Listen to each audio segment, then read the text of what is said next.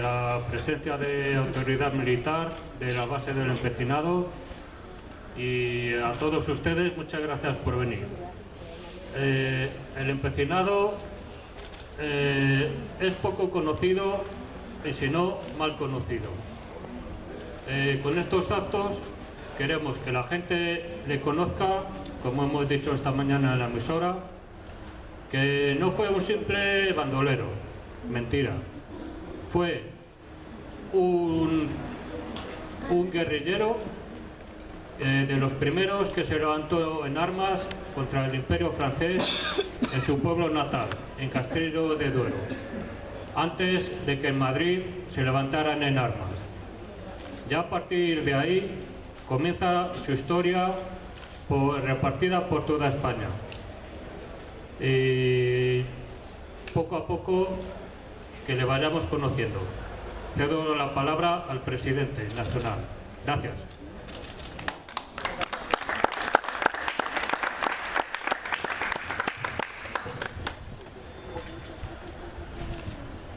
Buenas tardes, queridos amigos, amigas, presidente regional del Círculo Cultural en Castilla y León, Benjamín, secretario general, representante de la base militar del empecinado en representación de la 4ª Subinspección General del Ejército. Gracias por acompañarnos hoy en lo que ya se ha hecho un acto tradicional, casi siempre el mismo día en que el empecinado fue, unos dicen ejecutado, otros decimos asesinado en la villa burgalesa de Roa. Me refiero a aquel ya lejano 19 de agosto de 1825. Como decía nuestro presidente regional en Castilla y León, Benjamín Velázquez, ¿quién no ha oído hablar del empecinado? Pues seguramente que todos los que estamos aquí, todos los que estáis aquí, hayáis oído alguna vez hablar ya no de Juan Martín, sino del empecinado. Pero desgraciadamente,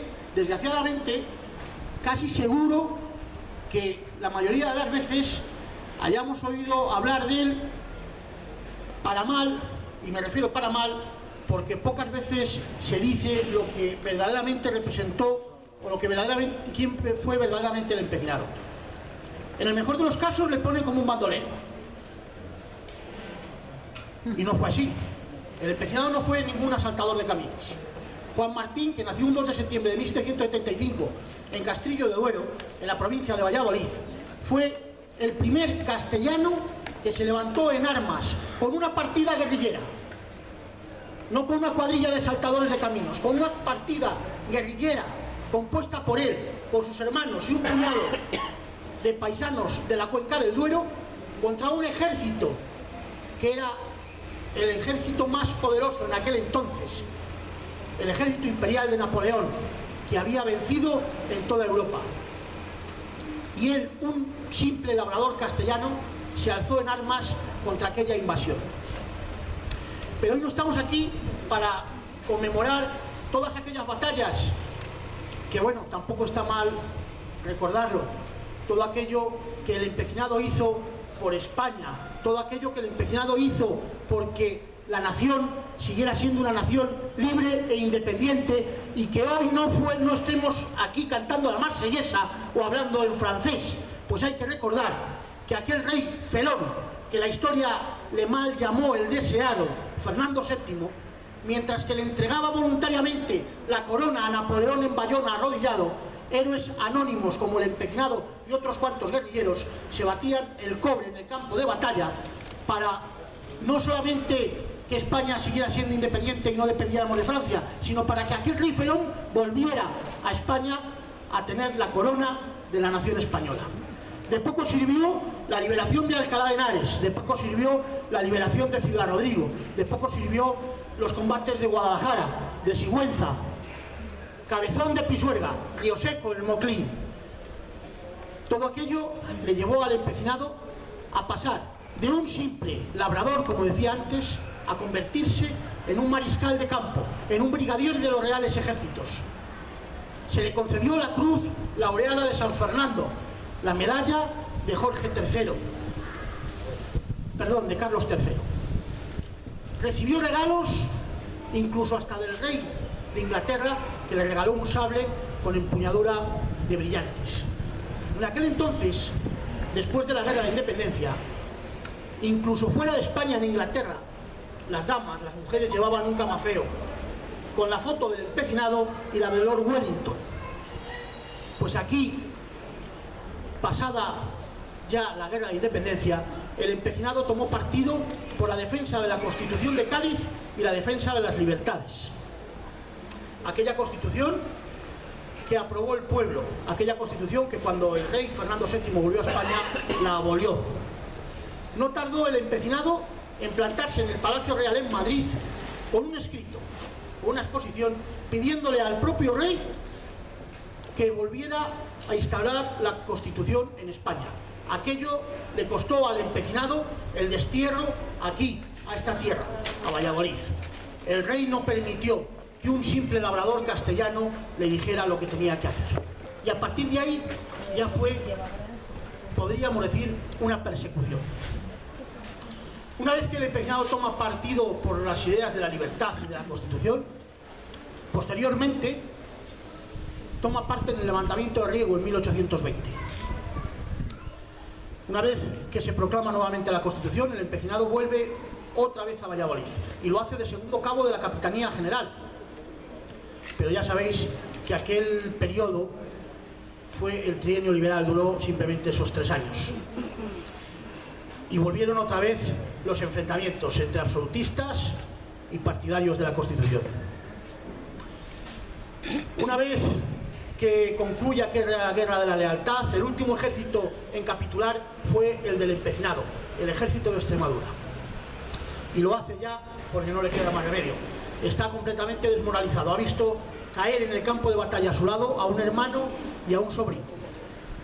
Capitula y pide pasar de cuartel a Aranda de Duero. Trae toda la documentación en regla para ello.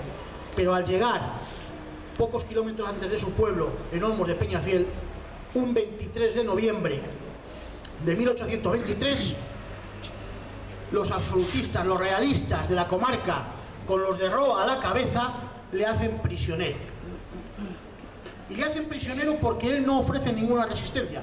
Trae un salvoconducto, un pasaporte y está completamente convencido de que todo es legal.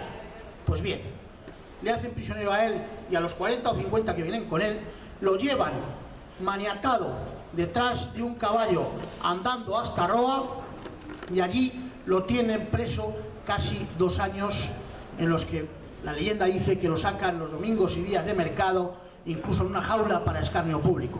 Así es como pagó la España de entonces todo aquello que había hecho el empecinado. El corregidor de Roa, Domingo Fuentenebro, enemigo personal de él, se hace comisionado especial para la causa y consigue que el propio rey Fernando VII firme la sentencia de muerte. Una sentencia de muerte a un general, a un laureado. Y esa sentencia de muerte, la primera decía: demoler su caserío y descuartizar su cuerpo atado a 4 caballos. Por lo menos se consiguió que esa aberración no se cometiera.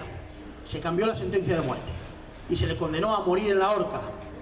Se le comunica la sentencia en la prisión de Roa y el empecinado, como no podía ser menos, exclamó que si no había balas en España para fusilar a un general. Pues no las había. Ni había balas en España para fusilar a un general en aquel entonces, ni había valor para enfrentarse a él. El poder absolutista establecido había acabado con los líderes liberales, por decirlo de alguna manera, de aquel entonces, con Riego, con Porlier, y el único que quedaba con el valor suficiente para poderse volver a enfrentar al rey era el empecinado. Fernando VII acabó con él y lo hizo de la peor manera.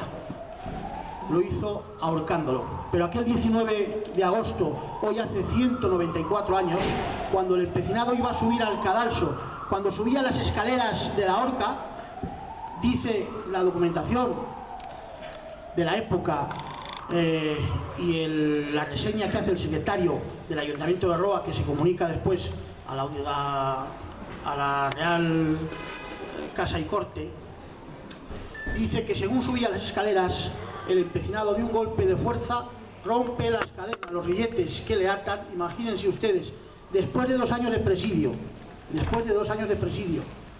en unas condiciones infrahumanas, todavía le quedaron fuerzas para romper las cadenas y para intentar salvarse. No lo consiguió. La guardia realista que estaba allí le echaron mantas, sacos por la cabeza, lo ataron y consiguieron colgarlo una vez que prácticamente habían acabado con él a bayonetazos. Así es como Fernando VII pagó todo lo que el empecinado había hecho por él y había hecho por España. Pues bien, para eso estamos nosotros hoy aquí, para eso llevamos más de 20 años con el Círculo Cultural del Empecinado, porque estamos convencidos de que los pueblos que olvidan su historia están condenados a repetirla. Con lo cual, no olvidemos la historia y no repitamos semejante atrocidad como se cometió con Juan Martín Díez, el empecinado. Agradeceros nuevamente vuestra presencia y invitaros también a que el que pueda, el que quiera, este próximo sábado, día 24, a partir de las 12:30 de la mañana, en Roa de Duero, provincia de Burgos, la misma villa donde fue asesinado el empecinado. Allí realizaremos una recreación histórica de lo que fue el apresamiento y muerte del empecinado, y después realizaremos también, como lo vamos a hacer a continuación aquí, una ofrenda floral y un homenaje a él y a todos los que, como él, durante tantos años pues han entregado su vida por España, por la independencia y por las libertades. Y como a mí me gusta decir en estas fechas, siempre para finalizar, la vida del empecinado, entregada el 19 de agosto de 1825 en Roa, fue, es y tiene que ser para todos nosotros y para España entera semilla de libertad. Muchas gracias.